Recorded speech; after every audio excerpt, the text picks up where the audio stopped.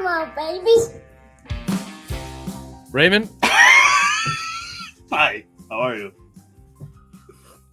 You catch you at a bad time? No, I was just playing some Legos, playing on my keyboard, doing the things.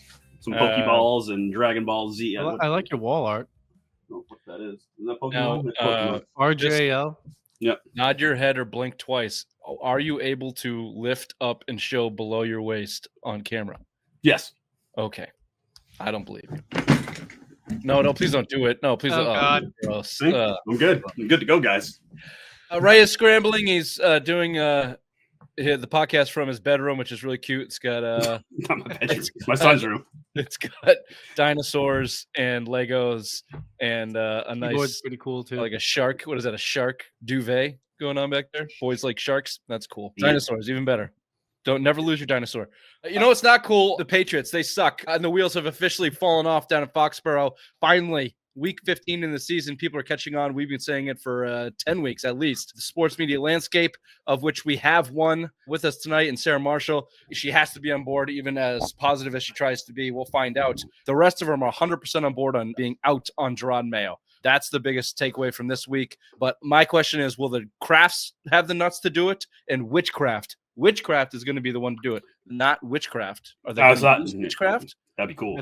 Are you playing World of Warcraft right now, Ray? And your fucking gaming? It's my other chair? screen. Yep, it's my other screen right now. So I just want to. Very cool. Let's hurry this up. Cool. You Let's hurry got this up. Very cool, you nerd. So So we talk about that. Can the Krafts do it? Do they want to do it? Who could they do it for? Is everybody out on them, including Sara? We'll get to that. Before we do, as we always, let's go to opening takes. Bobby, you're up. The mainstream New England media are a bunch of dumb assholes. It takes them until week 16 to finally figure out what we figured out from the opening press conference. Jerod Mayo's a phony. We told you that. We told you after the Jaguars game, this guy doesn't know what he's doing. We even told you that the only thing he does well is target lesbian-looking quarterbacks. He goes for them hard, and he does a fine job at that. Other than that, it's terrible, and we need something different, and it's very sad that it takes them to week 16 to figure this out. We don't have any chance of that trend happening either. Josh Allen, bona fide stud, and Herbert MVP frontrunner. Herbert lost that hair. If he still had that hair, The maybe. trend is over. Yeah. Ray, your opening take. Thank you there, Richard. My opening take is this. Robert Kraft can do the greatest thing in the world by firing Jerod Mayo. His son doesn't want him here. The media doesn't want him here. The fans don't want Jerod Mayo here. All he has to do is fire Jerod Mayo. And you already have Mike Vrabel that's coming on board saying, yes, I would be the coach of the New England Patriots. And I bring along an old friend, Josh McDaniel. So it's a no-brainer for Robert Kraft. And I don't know what he's waiting for. Is he waiting for week 18 for the season to finally be over? But hopefully he's in talks with Vrabel, and this makes it happen. This will be a PR fucking goldmine for Robert Kraft if he can do it. I'd pump your brakes on Mike Vrabel. I think he's got his sights somewhere else, according to Dan Orlovsky. But we can certainly get into that, which we will. I'll switch gears to the Red Sox in their offseason. In particular, their refusal to dive into the free agency market and become part of this bigger trend that's going on in baseball that continues the deterioration of baseball. Wrote a blog on it on civilmindsports.com. The deferred payments, we've touched on a little bit on the show. They're out of control. This was sparked by the rumors that the Red Sox, they're not signing anybody. Get that through your head. They're not putting any big money out in the market. They're heavily into the trade market to get some affordable deals to come back here. One being Nolan Arenado, whose deferred payment is to 2041. And there's contracts like that all over the goddamn league from these teams, all these big market teams. No one's deferring shit down in Tampa. They can't afford to do it. But your New Yorks and your LAs, this is the new future of the MLB. It's just one more chink in their armor destroying the sport, which I tend to rant on from, every once a month or so. So that'll be my new rant. We'll talk about that when we get to the baseball segment and what the Red Sox are actually doing. It's been quiet since the Crochet deal, so we'll see what they have up their sleeve. We've got Pat Scraps with Sara Marshall, as I mentioned, from Musket Fire. 10 questions around the NFL and beyond. Red Sox offseason. We've got a Festivus. This is our annual Festivus. You know how I know that? Yeah, because you remembered because after I told you today. Ray sent an email that just said Festivus. One word email, and we took action, immediate action. That was his input to the email. It just You're said welcome. Festivus. Nothing else. That's what made his Nothing computer else. crash. Was That email. might be a foreshadow for what my airing of the grievances is. We'll find out. Obviously, simplest minds of the week. Welcome to Simple Mind Sports Show Friday Rewind, December 20th, live December 19th.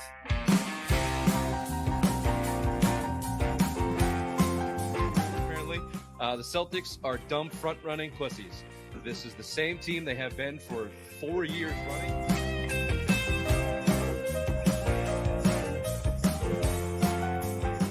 Well, my worst nightmare came true. Missoula and Mayo are friends. What the fuck? Apparently, they've known each other since Virginia. They have these docking sessions where they talk about ball and managing people. I'm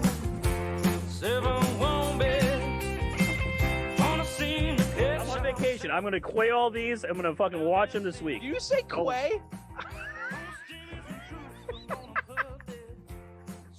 Is it not quay? It's Q. It's Q.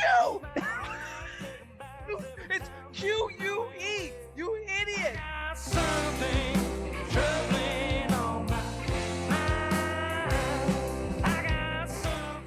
Welcome, ladies and gentlemen. If you watch on YouTube, you're welcome. Extra edition this week, Sara Marshall. If you're listening on your favorite preferred podcast platforms, wherever that is, rate, subscribe, review. Tell your friends, as always, tell your mothers. Tell them about our free newsletter Behind the Paywall. We will read from ESPN, Athletic, Globe, Herald, give you the synopsis on the biggest stories and our take on that, including at times even Musket Fire, which you can get for free on the interwebs and read the latest that's going on over there at Foxborough. So I ask you, Sara, will Jerod Mayo, welcome, by the way. Thank you. Welcome back. Let's get right to it. The number one question on the table, will Jerod Mayo be the head coach of the New England Patriots next year? This is the question of the week, maybe the question of the season, but definitely the question of the week. My gut, should we go with my gut? That tells me yes, he will. The reason why is Kraft would have to admit that he was wrong. And the chances of that happening don't feel very high to me. He's really tried to sell Mayo from the beginning. I mean, even, what was it? One game where he said that he decided 5 years ago that he was going to be the next head coach. So the way that he's been hammering home, like, no, Mayo was the guy. I knew it. And whatever. It just feels the likelihood of him backpedaling now. I just don't see it. I could be completely wrong. We're seeing conflicting reports from virtually every outlet possible that covers the Patriots in New England. So it's hard to say, but if I'm speaking like from what we've seen from Kraft, I'm not there yet. I'm not sold yet that he will do that. It seems like it would be Jonathan that would push him to do that. And if that's the case, then it might be more likely because he feels like he was a little bit more behind the Belichick firing as well because of their relationship. But well, this is the crossroads, right? Coming out of the game against Arizona with the very public shot of the Krafts and Johnny Kraft's little green notebook and them motherfucking the offensive play calling live on television. yeah, A lot of speculation coming out of that. And then Jerod Mayo goes ahead and doubles down, throwing his offensive coordinator under the bus about 30 minutes later, which he tends to do every week. This one just caught national attention, but it also caught the local guys' attention. Ray, do we have the Albert Breer? Yep, I got two of them. So which one do you want? Let's get Breer, who's always got his nose to the I've covered the league for 20 years. I've never seen a head coach do that. I've seen infighting between offensive coaches and defensive coaches. I've seen infighting between players and coaches. I've never seen a head coach do that. And you guys know how much I think of Jerod Mayo and his potential as a head coach. That was one of the worst moments I've ever seen at the podium from a head coach. And you think it could cost him his job? He threw his offensive coordinator under the bus. I think now, like, to me, and again, I haven't heard this, but like, I think now all bets are off. Mike Vrabel is going to be the hottest name on the market. You're going to have one shot at him. There's a potential that you could bring in a whole new offensive system with him. Maybe Josh McDaniels comes with him. If Jerod Mayo thinks that you should be running the ball with your quarterback in that situation, you say that in a coach's meeting 2 or 3 weeks ago. You do not say it up at the podium like that. Like, you are responsible for your entire coaching staff. You're the one who hired them. You have to take accountability. You cannot demand accountability from anyone else in that building if you shirk accountability in a situation like that. Never seen it from a head coach. One of the worst things you've seen a head coach do before. I mean, those are scathing words. This is why I say the wheels have officially fallen off. And I was with you, and I probably still am with you, Sara, in terms of Mayo's job in the building right now is probably safe. and there was a report that came out today saying that. So, from Schefter of all people, that the Krafts were doubling down on Mayo's job is secure. I just think, Bobby, we've got a little Johnny Kraft situation going on in there, and he's getting the old tingle. And that Arizona game, I mean, coming out of the bye, I was there too, guys. I was there live. Wow, I know. How was it live? Well, I have to say the atmosphere is great because I don't know if you guys know this, but outside of New England, Arizona is like a hub for Patriots fans. So we were loud. There was a lot of us there. So that was cool, and it was cool. When were you loud? Like before the game? Scott Zolak came out and said pretty much you could hear a pin drop in that place. Oh, It was well, a very weird atmosphere. I was over in the Patriots section. I thought we were loud, but Were you like, boo, this guy no. sucks, get rid of Mayo? Yeah, I mean, maybe it didn't come through on the television, but yeah, no, it was fine. It was disappointing, but it was cool to be there. Well, I'm sorry you had to witness that in person. Well, my last time was 2022 Mac Jones, so it's been a rough few years. I for mean, me. yeah, we're going on a decade here of enjoyable Patriots games to be at. Yeah. Last one I went to was Philly with Raymond. It was very enjoyable. Or maybe it was Carolina. Carolina, even better. When we went to the strip club on the scooter together. Yes, we did that. But there was also brawls across the entire stadium of massholes taking their shirts off and beating up Carolina. Anyway, what a tangent there. The possibility of Jerod Mayo not being the head coach has, I think, reached a fever pitch. I think it's very, very real. Coming off that Arizona loss, the public humiliation, the post-game, Bobby, and now you have to take on the Bills and then a tough Chargers team. And by then, it may be over, even if Week 18 means nothing to the Bills, which it won't. Josh Allen's going for MVP, and there's a number 1 seed up for grabs. So they're going to move to demolished by Buffalo twice in 3 weeks, by the way. Yep. I think that the tipping point might be Week 17 because they moved that game to be like a standalone game on Saturday. So it's like everybody is going to be watching that game on Saturday. And it's kind of similar. I saw someone say it could be similar to the Germany game for Belichick, where it was like everybody was watching it. And that was kind of where that decision from Kraft might have been made that Belichick wasn't coming back. Granted, there weren't many opportunities for the entire NFL fan base to watch the Patriots this year. Obviously, they only had the one Thursday night game, but it might be Saturday if they really don't show up against the Chargers a week after potentially being blown out by the Bills and a week before they get blown out by the Bills. So I don't know. Definitely one to pay attention to, I'd say. Buffalo's a 4:00 game too, so that's I know they moved that to a 4:00 game, so they put them in what is one of the Sunday national TV spots to watch them eviscerate the Patriots. 4:15 in Buffalo is like the worst. Spread's already 14. It's just it's 10 degrees. The entire city of Buffalo is going to be lubed up and just bearing down on Mayo. Yeah, it's the biggest spread in the Kraft history, 14 points. It's like a night at Irene's on Tuesday. That's a big spread. Bet the over. Okay, better question, Sarah. Should Jerod Mayo be the head coach of New England Patriots next year? It's such a loaded question.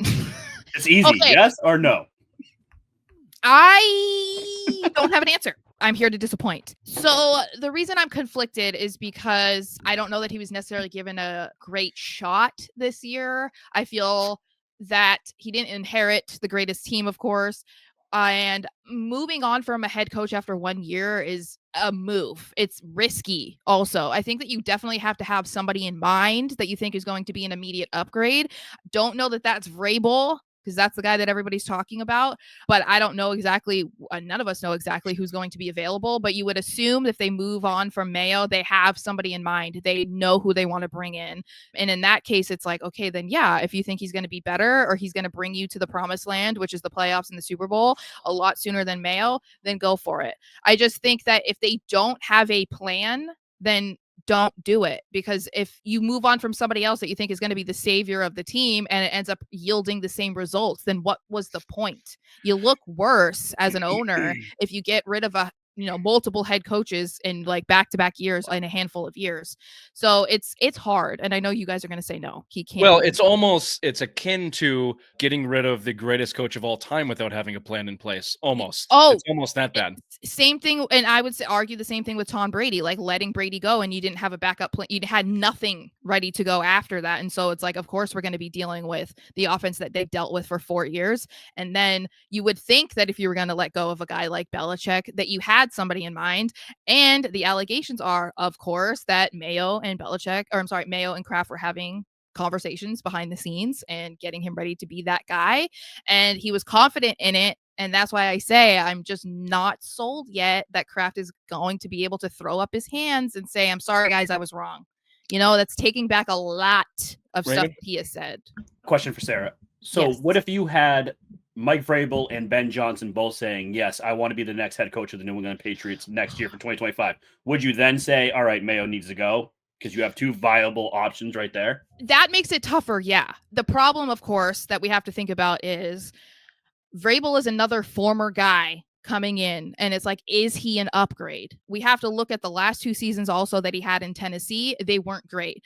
I do think that the Titans moved on a little bit prematurely. It seemed like they were more concerned about him being inducted into the Patriots Hall of Fame and then saying that he can't wait to get back there, and that was more of it.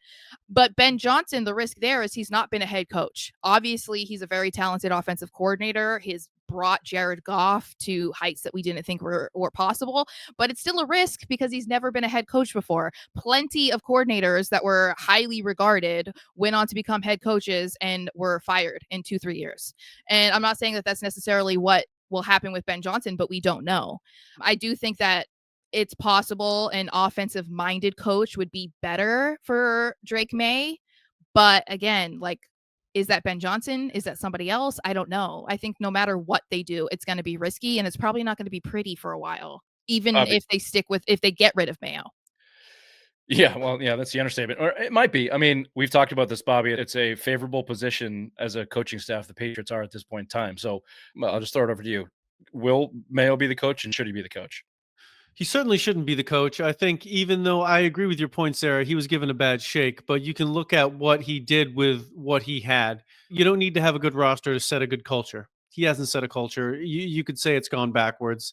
They're undisciplined. They're mistake repeaters. They don't look competitive right now. You can compare this team to the Panthers, who have the similar record. The Panthers are taking the Chiefs and the Eagles to the brink every week, and they're full of fight with probably a worse roster. So just in that comparison's sake, they aren't close to being competitive right now. Will he be the coach? I can only hope that what happens in the next couple games almost forces their hand. I don't think he should. Going into my question for them would be, do you trust the Wolf Mayo regime to properly handle this offseason that comes up, where they're going to have $90 million in cap space, a top 3 pick, to be able to turn this franchise around? Because this is the most important offseason in recent history for the Patriots. They could become a viable team next year with the assets and resources they have.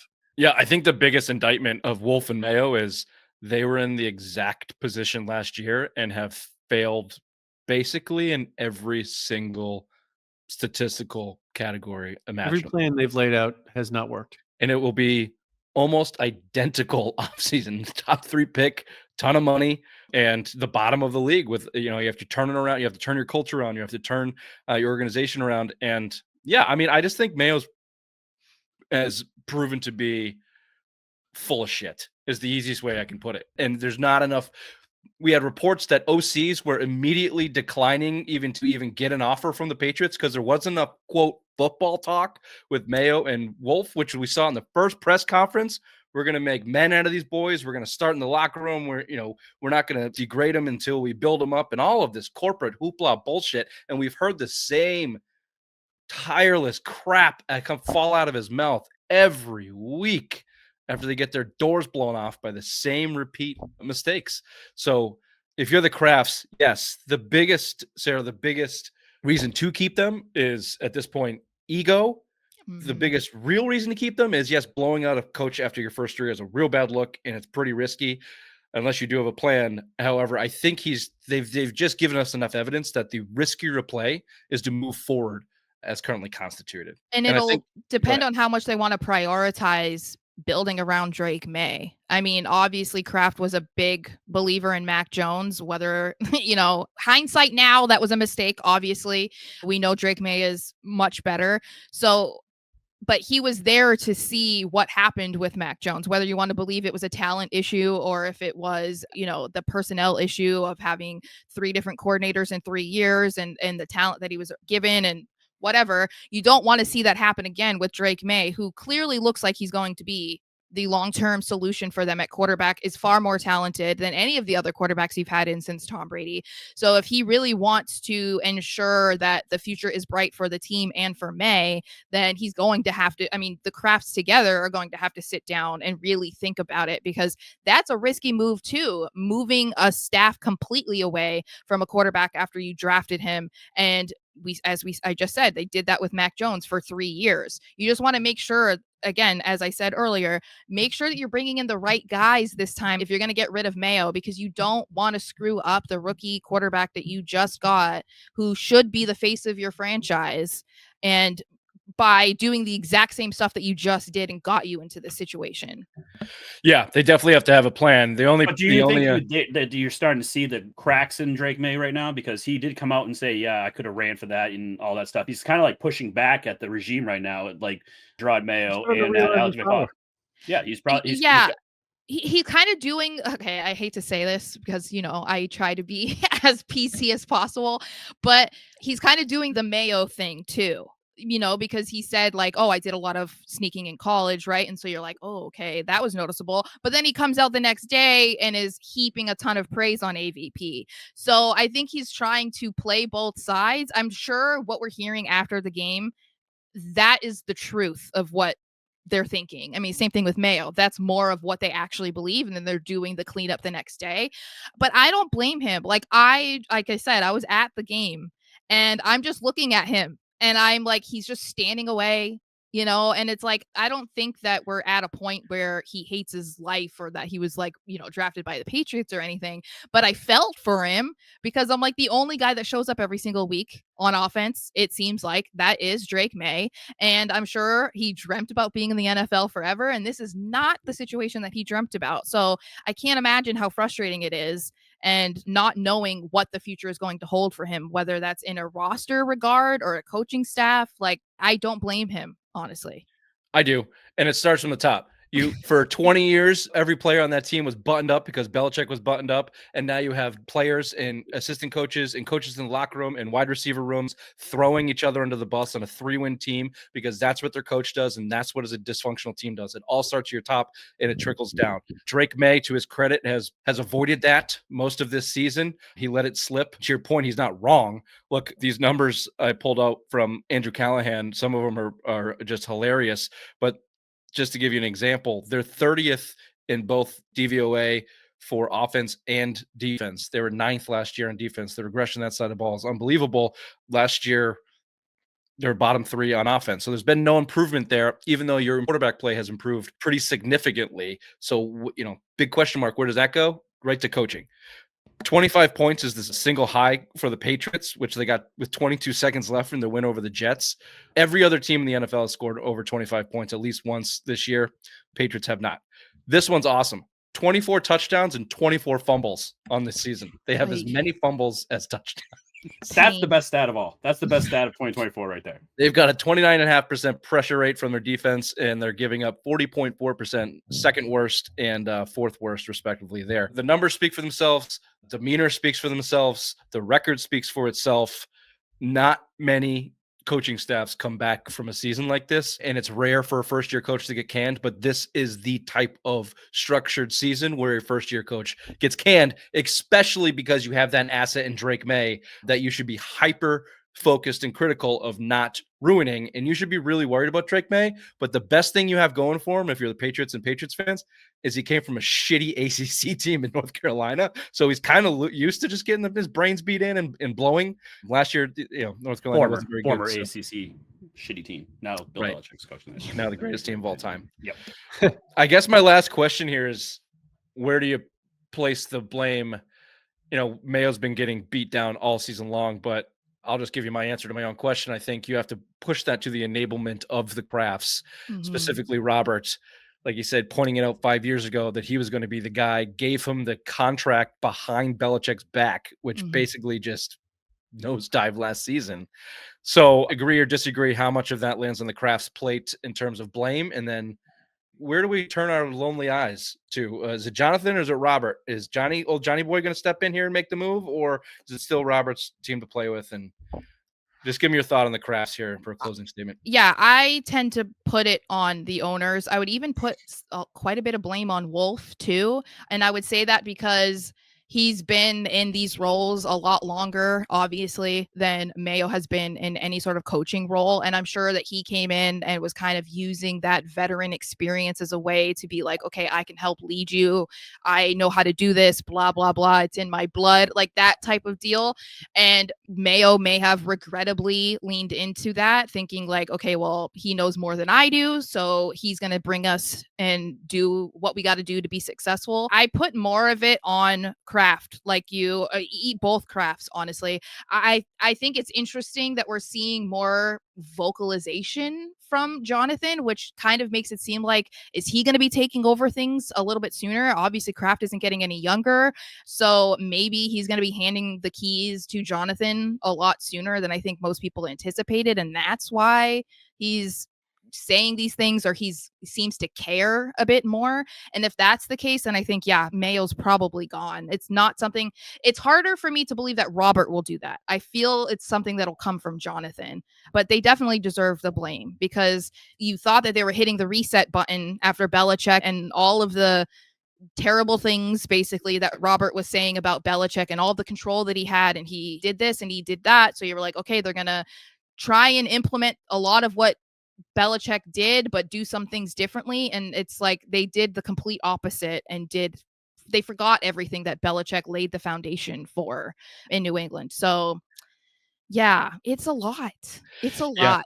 It's almost like they spent the last 24 years with their legs kicked up in a bark lounger and just took on the championships and said, thank you very much. And then forced into doing the job. And they're like, oh, shit, I don't know how to do any of this. And that thing, that the ironic thing about that is the stuff that Robert's been saying, you know, since they let go of Belichick, made it seem like, oh, life was so miserable, blah, blah, blah. And then you see, oh, no, you had him do everything. That's what you're proving. He did everything, and it's fine. Maybe you took a step back or you forfeited your power, but it's clear that you don't know what you're doing as a team owner, and you put somebody in a position that also did not know what he was doing, and he was kind of set up to fail. I mean, I'm not taking all blame off of Jerod Mayo, but he was set up to fail. He should not have been a head coach this year.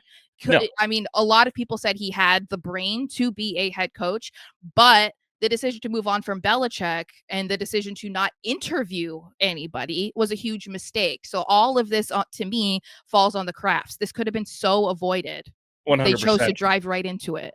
But do you think the Krafts are just trying to do it to prove that they were the ones, the masterminds? It wasn't Belichick, because they brought back everybody. Right they were. They brought everyone back there, and you have a better quarterback. Drake Maye is better than Bailey Zappi and Mac Jones. You have a better defense than Christian Gonzalez, who is a clear-cut number one cornerback, and yet you're still only at 3 wins. Last time, what Belichick did last year was way better than what they have now.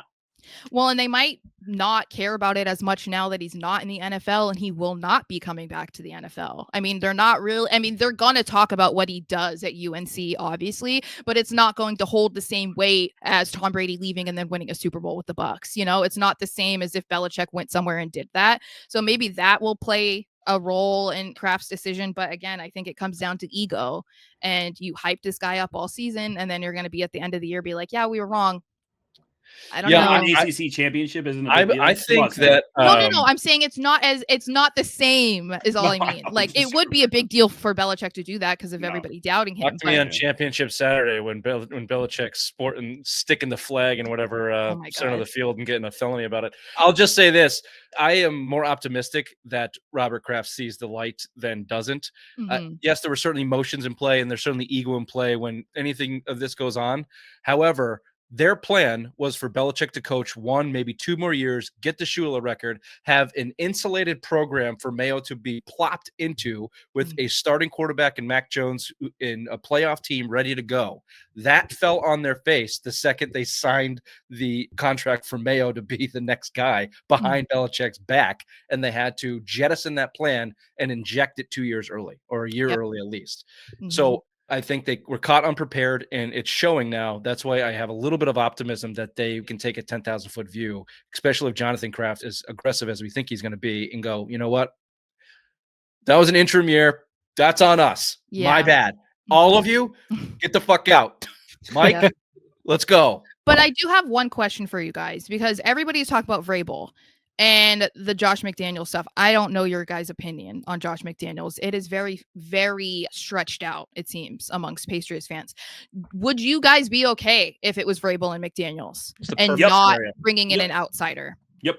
Perfect scenario for how dysfunctional it is. And to your point, the risk of Ben Johnson is massive. We know Vrabel is a bona fide coach. He took Ryan Tannehill to the AFC Championship. Yep. He can coach my team and bring him back from the depths of hell anytime you want.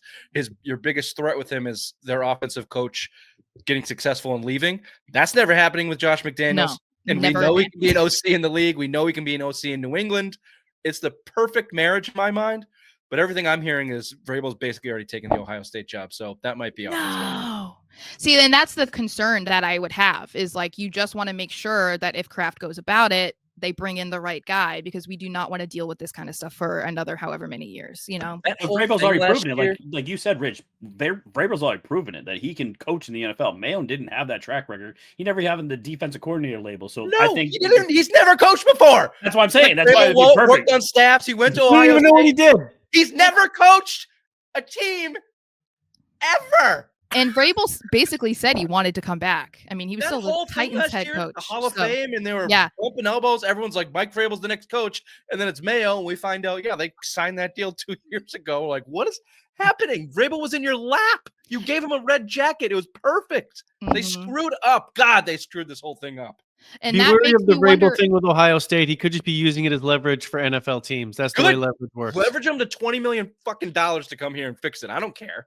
well, Just- and Not my they man. have to hit on it quick, as you guys were saying, because if Vrabel isn't hired by Kraft, he's going somewhere else, and The you're Jets not are going to get high to on see him for another 5 years at least, you would assume, unless he tanks it. And he's going to go to the but Jets, and they're going to piss all over I him. would die. I would jump off a roof. Okay. You're wearing That the would Jets be- colors right now. So is there You know a what? little This is foreshadowing Christmas right now? green. This is Oh, Christmas sorry. green. I am Sorry. offended. Sorry, Okay. I apologize. Okay. Yeah. Yeah. Raised We don't Jewish. say Christmas on the show either. Sarah, thank you so much for joining us in this heated debate. Everyone, I think, is on edge with the Patriots and Mayo. And yeah, it's more of a fearful, like, bated breath. Just Fear do of the the right thing. unknown. Yeah. Fear of If the they just unknown. roll it back, they can't just roll it back. So there should be something coming. But before that, we're going to watch them get their ass waxed by the Bills. I can't wait. I can't wait. That one should be a fun one to write about, huh? Yeah, and be forced to watch. Yeah. You know, as a Something fan, positive. I changed the channel. Like, even at the Arizona game, I'm like, if I were watching this at home, I would have changed the channel. You're in the But I'm like, stands. I I don't want can't to change the channel here. Yeah. So, I did. yeah. Well, everyone check out Sarah at musketfire.com. You pump those things out every day. I see like 3 or 4 things pop up. I So try. Take notes, Bobby. Whoa.